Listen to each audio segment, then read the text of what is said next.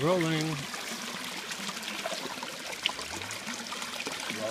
What do we have here?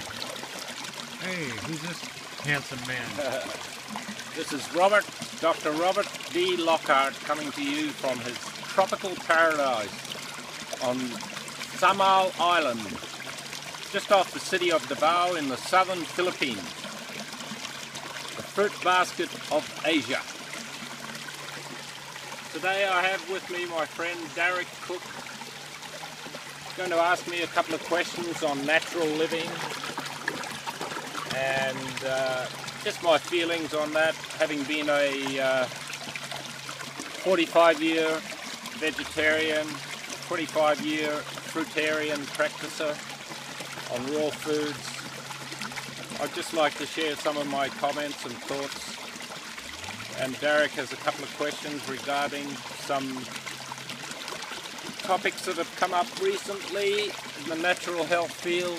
He wanted to get my thoughts on it. So he walked up here to the property I have here in southern Samal, and we're by the creek just talking about what I feel can be pertaining to natural living. Yeah, Robert, thank you. Yeah, there's a lot of people talking about starch-based diets and backup plans on the internet now. You know, we have some really amazing leaders, like, for example, even McDougall and Furman and Esselstein, that are promoting starch-based complete diets with some fruit. And then we have some leaders promoting mostly all fruit and starch as a backup.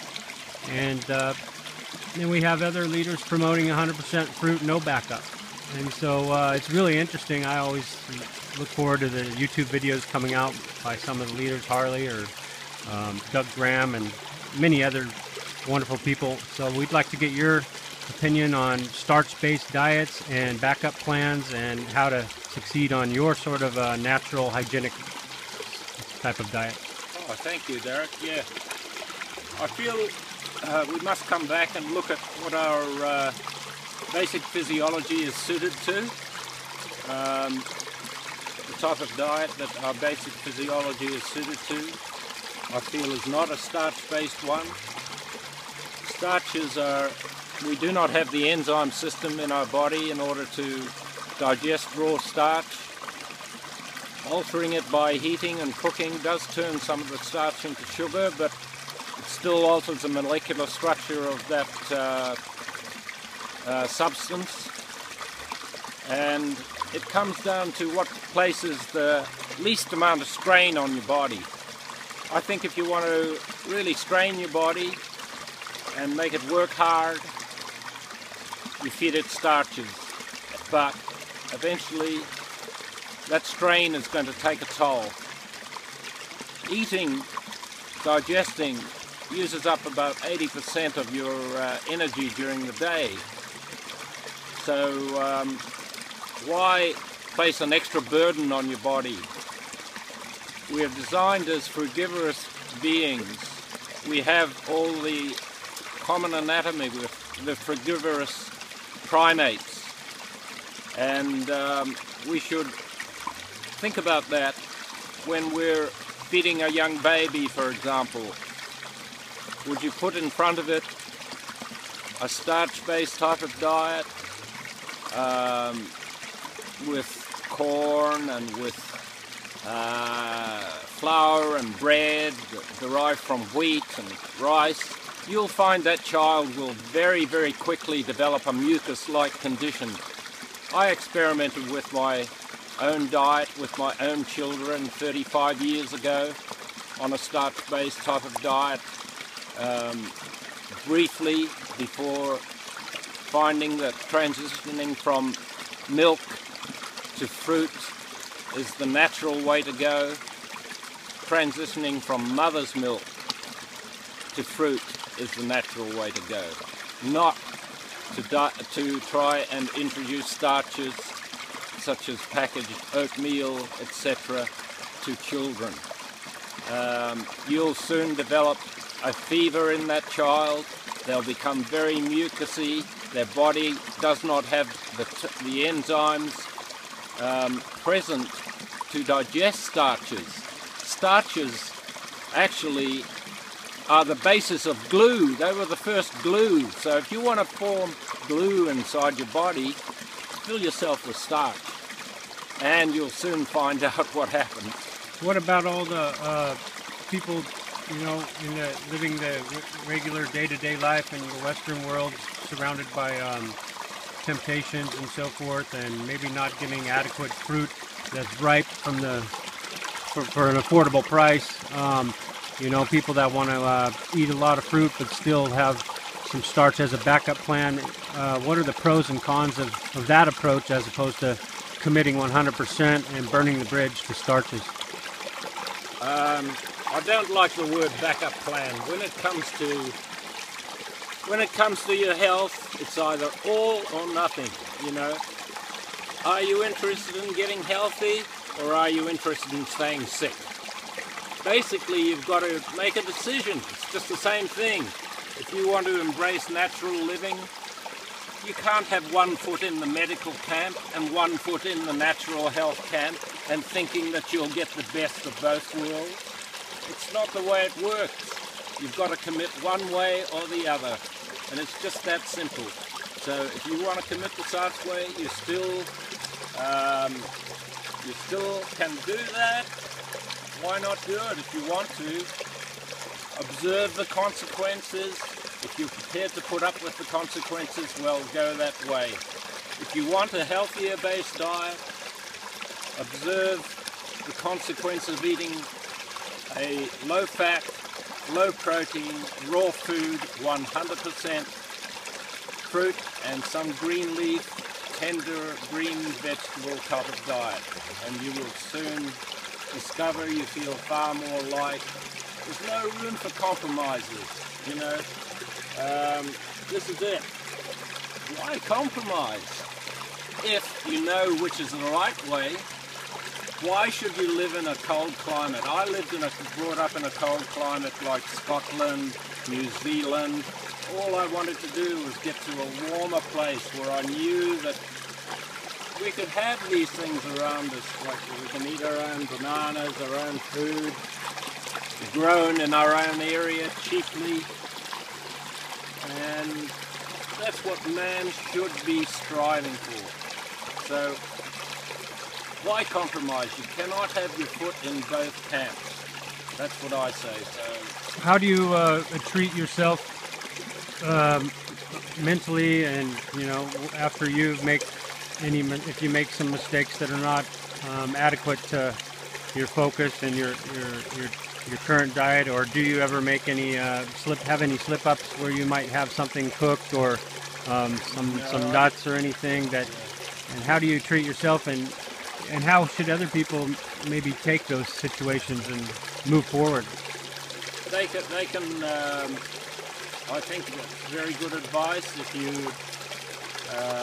do find yourself in a situation where you're expected by social pressures to partake within a joyous occasion, don't feel bad about letting yourself partake of that. Feel free, accept it, but probably miss a meal or miss 2 meals after it. Have the discipline. This lifestyle does take discipline. Anything in life takes some discipline, and I feel that once you're on the right path, doing the right thing, it's so much easier to develop that discipline and willpower in yourself, that if you feel as though you've eaten too much of a good food, eaten too much, you can always miss a meal or miss 2 meals afterwards. It's great. It allows you to think clearer. As you get older, you need less and less food because your body becomes more and more efficient at deriving nutrients from the food that you present it with.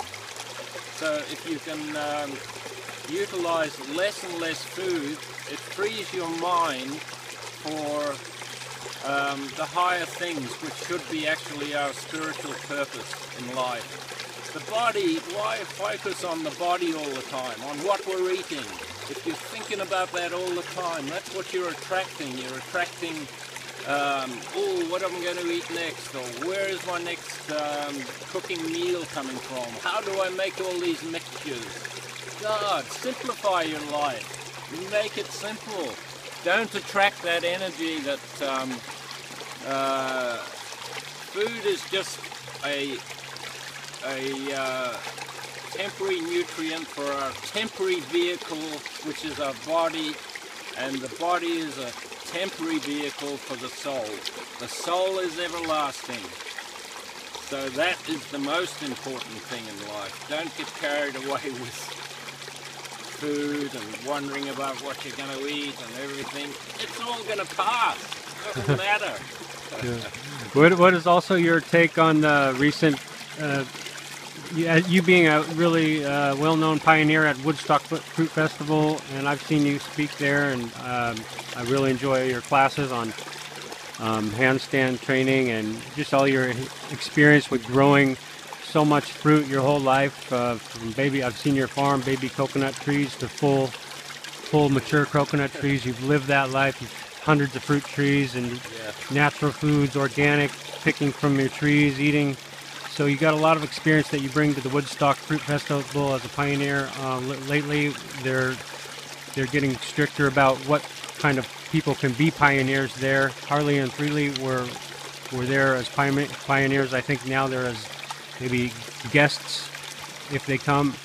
What's your opinion on that, and what sort of things can you say about that? Well, really, it's all water under the bridge, really. It's just flowing by. These little controversies will arise every now and again. But in the greater scheme of things, it doesn't matter at all, really. Everyone has their own egos, and if certain people feel as though their ego is being threatened, well, they have to retaliate. The ego wants to remain supreme, and really to move ahead spiritually and become peaceful, why create more and more controversy? I didn't have a vote on whether Harley and Freely should remain pioneers. That was not out of my hands. I feel as though they should have been given the choice of whether once the guidelines have been set up and put in front of them, they should have just been given the choice: do you want to adhere to these guidelines which we're looking at, or if you choose not to adhere to them, well, do you choose still to come and be a part of the Woodstock thing? And, well, maybe that's the way I would have felt about doing it anyway. But that's all water under the bridge as far as I'm concerned, and generally I feel as though Harley and Freely, for example, are great people putting out great messages for people to change, but as long as we can all keep on that one path, I think it's a really good idea.